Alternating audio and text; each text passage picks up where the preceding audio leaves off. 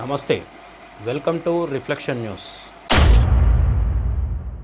పవన్ కళ్యాణ్ ఇదొక పేరు కాదు, పవర్. కేవలం సినిమా తెర మీదే కాదు, పొలిటికల్ ఎరీనాలో కూడా తన పవర్ ఏంటో నిరూపించాడు పవర్ స్టార్. అయితే పవన్ కళ్యాణ్ మీద గత కొన్ని రోజులుగా చాలా ట్రోలింగ్ నడుస్తోంది. విమర్శలు వినిపిస్తున్నాయి. కొందరు అయ్యో అమ్మో అంటూ రొమ్ములు బాధేసుకుంటున్నారు. ఇంతకీ పవన్ చేసిన పాపం ఏంటి? మార్పు చెందటం.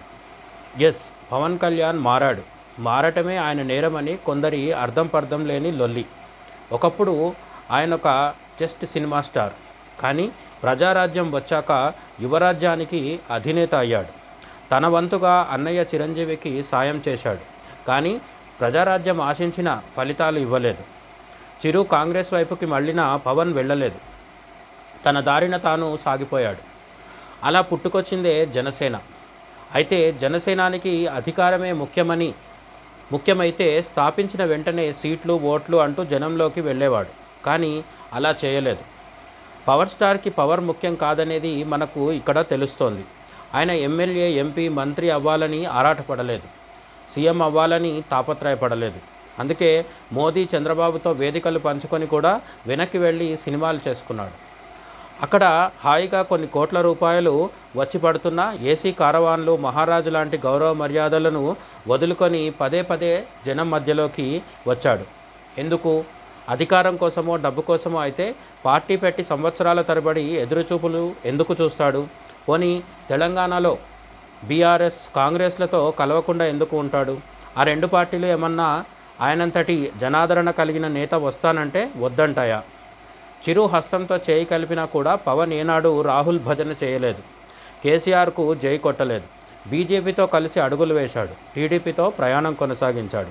ఏపీలో జగన్ అధికారంలోకి వస్తుండగానో వచ్చేశాకనో వైసీపీ ఫ్యాన్ కిందకు వెళ్ళి రిలాక్స్ అవ్వలేదు. టీ కాంగ్రెస్, బీఆర్ఎస్, వైసీపీ ఈ పార్టీలో దేనితో కలిసినా జనసేనకి ఎంతో కొంత గిట్టుబాటు అయ్యేది. కానీ ఆయన 10 ఏళ్ల పాటు అధికారం లేకుండా గడిపాడు. ఇతర సాదాసీదా పొలిటికల్ లీడర్ అయితే ఎప్పుడో తెలుగు రాష్ట్రాల్లోని అధికార పార్టీలకి దాసోహం అనేసేవాడు. పవన్ అలా చేయలేదు. కాకపోతే మధ్యలో బీజేపీ నుంచి మొదలు లెఫ్ట్ పార్టీల వరకు, బీఎస్పీ వరకు చేతులు కలిపి పనిచేశాడు. ఇప్పుడు ఇదే చాలామందికి విమర్శనాస్త్రంగా మారిపోయింది. నిజమే, ఒకవైపు బీజేపీతో, మరోవైపు సిపిఎం, సిపిఐతో పొత్తులు అంటే అది పొలిటికల్ ఇమ్మెచ్యూరిటీ అనవచ్చు. కానీ అందులోనూ పవన్ ఉద్దేశం ఏంటో ఆలోచిస్తే మనకు ఆ చర్యలు ఎందుకో అర్థమవుతాయి. బీజేపీ, లెఫ్ట్ పార్టీలు సిద్ధాంతంతో పనిచేసేవి. ఆ రెండిటితో దేనితో కలిస్తే ప్రజలకు మేలు జరుగుతుందనేది ప్రయోగాత్మకంగా, అనుభవపూర్వకంగా పవన్ తేల్చుకున్నాడు. అంతే తప్ప పొలిటికల్గా బీజేపీ, సిపిఎం, సిపిఐ పట్ల పవన్ పొందిన ప్రత్యేక లాభం ఏం లేదు. ఆయనకు జనంలో కొత్తగా గుర్తింపు వచ్చిన దాఖలాలు కూడా లేవు. సినిమా స్టార్గా ఆయనకు ముందే ఫాలోయింగ్ ఉంది. అది 2019లో ఓట్లు, సీట్లుగా మారలేదు. అందుకు వాతావరణం కూడా కారణం. జనం వైసీపీని గెలిపించే మూడ్లో ఉన్నప్పుడు పవన్ వైపు మొగ్గు చూపలేదు. అంతేకాదు, ఆయన నమ్ముకున్న కమ్యూనిస్టు పార్టీలు కూడా ఏపీలో కట్టకట్టుకొని కాటికి వెళ్ళిపోయాయి. మరి అటువంటి దారుణమైన పరాభవం తర్వాత ఏ పొలిటీషియన్ అయినా ఏం చేస్తాడు?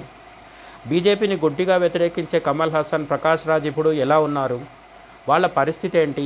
పవన్ మాదిరిగా 100% సక్సెస్ రేట్తో 21 సీట్లు గెలుచుకొని డిప్యూటీ సీఎంలు అవ్వగలిగారా?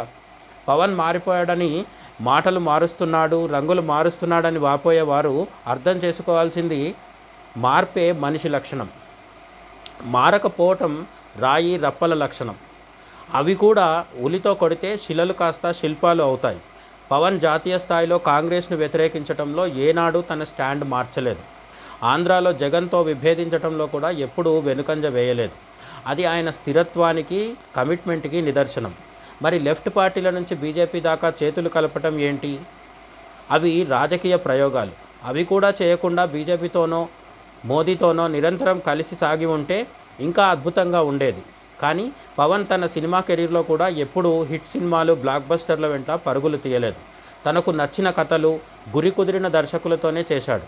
ఎన్ని ఓటములు వచ్చినా 10 ఏళ్ల పరాభవాన్ని ఒక్క గబ్బర్ సింగ్తో పటాపంచలు చేశాడు. పొలిటికల్ ఎరీనాలో కూడా పవన్ తన న్యాచురల్ స్టైల్నే ఫాలో అయ్యాడు.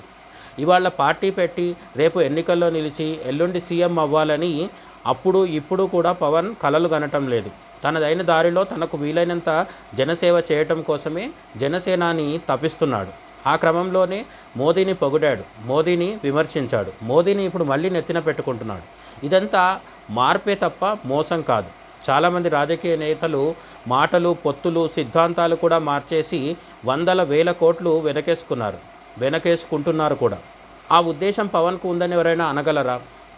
అవినీతి లేని ఒక దేశభక్తుడు రాజకీయ ప్రస్థానంలో కొన్ని సరైన అడుగులు, కొన్ని తప్పటడుగులు వేస్తే అందులో బోలెడంత వెటకారం చేయడానికి ఏముంది? మన దేశంలో చాలామంది మైనారిటీ నేతలు జీవితం అంతా హిందూ ద్వేషం నూరిపోస్తూనే అసెంబ్లీలు, పార్లమెంట్ పైకి దండయాత్రలు చేస్తుంటారు. ఇక సోకాల్డ్ హిందూ సెక్యులర్ నేతలైతే కులం, మతం, ప్రాంతం, భాష అన్నీ వాడుకొని ప్రజల కష్టాలు కన్నీళ్లే మెట్లుగా పైకి ఎదుగుతారు. అటువంటి శవాలపై పేలాలు ఏరుకునే మహానుభావుల్ని వదిలేసి పవన్నుట ఎందుకు టార్గెట్ చేస్తున్నారు? ఆయన అధికారం కోసం హిందుత్వ అంటున్నాడని కొందరి ఆరోపణ. పవర్ స్టార్ డిప్యూటీ సీఎం అవ్వకముందు, అయ్యాక కూడా హిందుత్వ, జాతీయవాద అంశాలు లేవనెత్తుతూనే ఉన్నాడు. దాన్ని అవకాశవాదంలా ఎలా చూడగలం? అయినా తమిళనాడులో జోసెఫ్ విజయ్, కమల్ హాసన్ లాంటి గ్లామరస్ నటులు అడ్డగోలు సెక్యులరిజం ప్రదర్శిస్తే వారిది కరెక్ట్. పవన్ ఒక్క మాట హిందువులకి అండగా మాట్లాడితే రాజకీయ అవకాశవాదం. అదిలా సాధ్యం? హిందీ భాష విషయంలోనూ జనసేనానిది రెండు నాల్కల ధోరణి అంటున్నారు. అప్పట్లో ఆయన మోదీకి వ్యతిరేకంగా మాట్లాడుతూ హిందీ రుద్దవద్దని అని ఉండవచ్చు. కానీ ఇప్పుడు తమిళనాడులో జరుగుతున్నది హిందీ వ్యతిరేక ఉద్యమం కాదు. అది కేవలం వచ్చే అసెంబ్లీ ఎన్నికల్లో బీజేపీని కట్టడి చేయడానికి స్టాలిన్ ఆడుతున్న నాటకం. కేంద్రం ఎక్కడా హిందీని ఇంపోజ్ చేయలేదు.